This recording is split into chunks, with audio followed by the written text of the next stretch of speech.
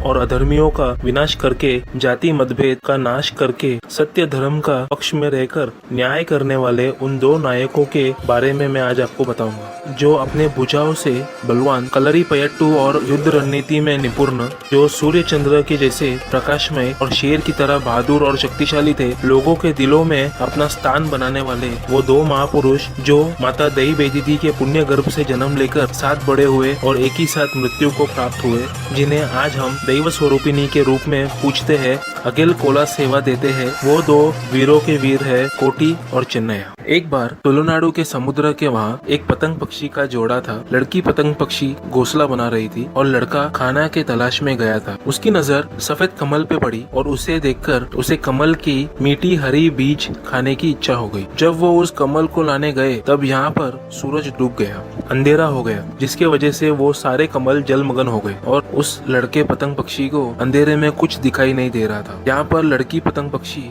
अपने जोड़े के वापस ना आने के वजह से परेशान हो गई। सूर्य नारायण भगवान को मन्नत डाली, अगर मेरा जोड़ीदार वापस सही सलामत अच्छे से आया तो मेरे दिए हुए अंडों में से एक अंडा मैं आपको समर्पित करूंगी। उतने में सूर्य भगवान उजाला कर दिया। जोड़ीदार वापस आ गया कमल के बीजों के साथ। उसके आते ही लड़की पक्षी ने लड़के पक्षी को अपने मन्नत के बारे में बताया और कुछ दिनों बाद उसने घोंसले में अंडे रखे, जिसमें से एक वो नहीं दिया था। ये विचार हमेशा उनके दिल में रहता था। एक दिन अमावस के वक्त ओबन्ना पिजनायर समुद्र में नहाने गए। नहाकर समुद्र का पानी घर ले जाता हूँ बोलकर जब अपने कमंडल को समुद्र के पानी में डुबाया, एक अंडा कमंडल के अंदर आ गया। ये वही मन्नत का अंडा है जो जोड़े पतंग पक्षी ने समुद्र में गिराया था। उस अंडे को ओबन्ना ने फिर से पानी में डाल दिया और जब वापस कमंडल समुद्र में डुबाया तब वापस वो अंडा कमंडल के अंदर आ गया। ऐसे कई बार हुआ। ये क्या विचित्र है, शायद भगवान की कोई इच्छा है सोचकर ओबन्ना वो अंडे को साफ करके अपने कपड़े में छुपाकर ले जाते हैं। घर ले जाकर अपनी पत्नी को बताया और उस अंडे को कपड़े में लपेटकर एक टोकरी में रख दिया। कुछ दिनों बाद घर में बच्चे की रोने की आवाज आती है। ओबन्ना और उसकी पत्नी आवाज सुनकर यहाँ वहाँ ढूंढते हैं और जब उनकी नजर उस टोकरी में पड़ती है तो उस अंडे में से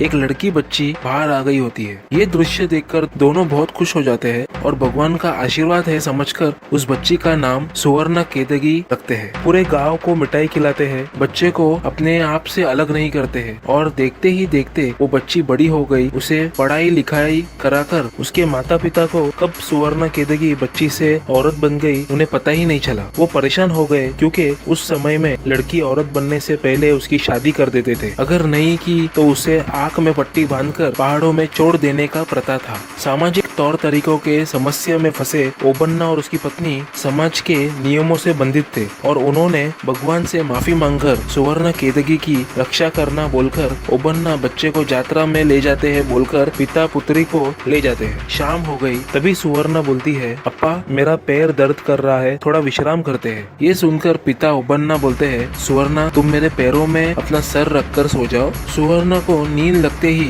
ओबन्ना उसके आंख में पट्टी डालकर उसे जंगल में अकेला छोड़कर चले जाते हैं। कुछ देर बाद जब सुवर्ण केदगी की नींद टूटी तब वो देखती है आंख में पट्टी उसके अप्पा जी भी नहीं है। झाड़ के नीचे रो रो कर उसका बुरा हाल हो जाता है। इसके आगे क्या सुवर्ण केदगी को कोई मिलेगा और आगे क्या होगा वो मैं आपको दूसरे भाग में बताऊंगा।